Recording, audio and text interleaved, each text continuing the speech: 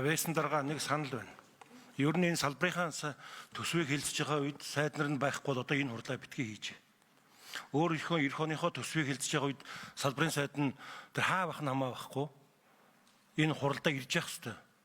Сая яг хуу байгаль орчны сайд би одоо та надаас асуулт байхгүй бол бид ингээд дараагийн ажилдаа явъя гэж байна. Ер нь салбарынхаа энэ асуудал дээр цаашдаа иймэрхүү зүйлийг байнгаараа баримталж явахгүй бол эн чинь утгын алдлаа. Одоо ингээд харал та. Асуусан болчоод хариулсан болчоод одоо нэг 4-5 хүн сууж штэ.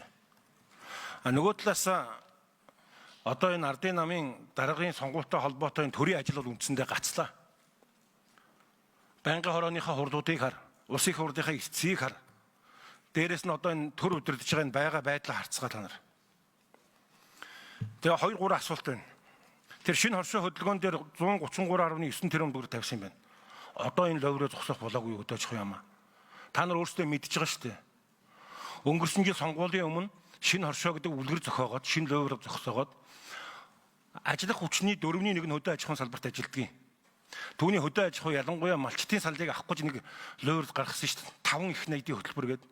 Одоо эн чинь 1 их найд хүрлээ. 24 оны төсөв дээр 518 тэрбум гэжсэн. Өнгөрсөн оныхыг нийлээд 844 тэрбум болсон. Одоо ахаад 133.9 тэрбум. Ингээд нийлбэрээр их найд хүрлээ. Энийгээ зогсоох болоогүй юм уу? Нөгөө талдаа яг үндсэндээ бол эн чинь хоршоолын зарчмыг алдагдуулсан. Би бас хоршоолын салбарыг 20 жил ажилласан хүнүүд мэдхийн. 7 ардчилсан зарчим байдгийг олон улсын зарчим нь. Түүний 4-5 дээр нь тэр хоршооны бие даасан байдал, гишүүдийн эдийн засгийн оролцоо гэдэг юм байхгүй болгосон шүү дээ. Энд жижиг дунд үйлдвэрийн газрын дарга байна уу? Та бол хоршоолын салбарыг бас жоохон гадарлах ёстой. Байхгүй байгаа юм уу те? Үндсэндээ эн чинь зарчмаараа явж исэн юмыг устгасан шүү та нар. Одоо энэний зээлийн хүүд хэдийг төлсөн? Над дараах асуултууд хариулж өгөөрэй. Нэгдүгээрт нь зээлийн хүүний хөнгөлтөнд хэдэн тэрбум болоод байна вэ? Хоёрдугаарт нь шинэ хоршоо хөтөлбөрийн хүрээнд шатхууны зардал өчнөө олон Улаанбаатар хотод байсан 200, 400, 570 бүх машин түрээсэнд яваад болсон өдрийн 200 мянгаар. Үүний томилтын зардалд хэд болсон юм? Мөн энэ банкны шатхууны зардал. Миний ойлгосноор 5 тэрбум төгрөг шатхууны зардалтанд зарцуулсан гэсэн сонгуулийн өмнө. Бүх 5 талд 4 талыг өдрийн 200 мянгаар түрээсэнд явуулсан гэсэн. Энэ мэдээллүүдийг надад өгч. Одоо наад юмнуудаа одоо та нар болоо. Хоёрдугаарт нь улсын төсвөөс. Хоёрдугаарт нь энэ одоо юу юм бэ?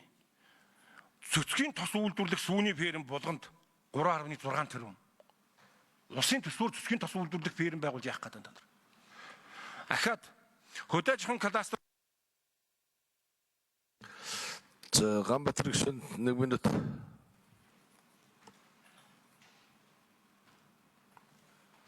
Хөдөө аж ахуйн кластер төслийн газар тариалан малын тэжээлийн төсөл Баян хонгор.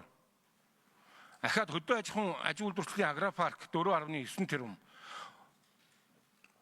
Хувийн хвшлүүд хийж болох юмыг яагаад улсын төсвөр хийж байгаа юм? Ялангуяа тэр одоо тэр нэг цэцгийн тос үйлдвэрлэх сүүний фермийг яг л улсын төсвөр хийж байгаа юм та нар.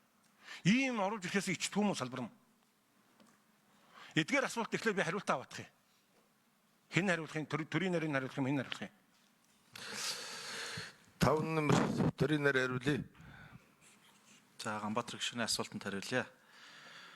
За шинэ хоршоо хөдөлгөөн нэг өрнүүлэгтэй холбоотой улсын хурлын тогтоол гарсан. Улсын их хурлын тогтоолоор хэрэгжүүлэх үйл ажиллагаа за энэ үндсэн хөтөлбөрийг баталсан. Тэгээд энэхүү арга хэмжээг хэрэгжүүлж л одоо салбарын яам ажиллаж байгаа. Өнгөрсөн хугацаанд нийтдээ нэг 844.5 тэрбум төгрөгийн зээлийг 24,938 зээлдэгчдэд олгосон. За энэ зээлд өнгөрсөн одоо 24-25 онд нийтдээ нэг 115.8 тэрбум төгрөгийн хүүгийн хөнгөлтийг өгсөн. 115.8 тэрбум төгрөгийн хүүгийн хөнгөлт өгсөн. За 26 оны төсөвдөр 500 тэрбум төгрөгийн Арилжааны банкны их усвартэй зээлийг гаргана гэж ингэж тооцож байгаа. Тэгээ энэтэй нийлээд хүүгийн хөнгөлтөд нэг 109 тэрбум төгрөгийн хүүгийн хөнгөлт одоо эх орны төсөвдөр ингэж суугдаж явж байгаа. За энэ шинэ хоршоо хөдөлгөөнийг хэрэгжүүлэхтэй холбоотой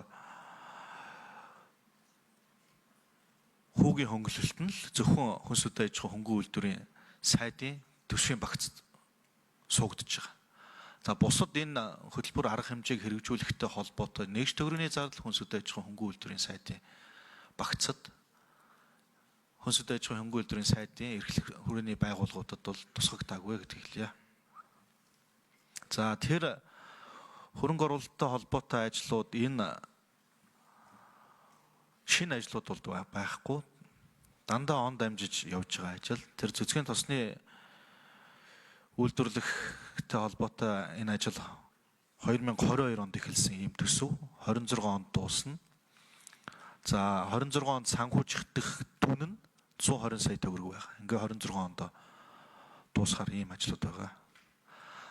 Хүнсэд аж ахуйн хөнгөн үйлдвэрийн яамнаас шинээр бол одоо огт ажлууд тусгаагүй шилжих эдгээр ажлууд байгаа. Эдгээр ажлууд нь салбарын яамнаас гэхээс илүүтэйгээр одоо их хурлын гишүүдийн гэдэг юм уу, шинэ хөдөө төслийн хүрээнд гэдэг юм уу, ийм агуулгаар одоо тухайн жилийн төсвүүд дээр суугдаж он дамжаа санхүүжигдэд ингэж явж байгаа. Хэрэгжилт гүйцэтгэлийн хяналтын одоо салбарын яам холбогдох орон нутгийн байгууллагууд нь тавиа явж байгаа. За дийлэнх нь ингээ 26 онд санхүүжигдэнгүүдээр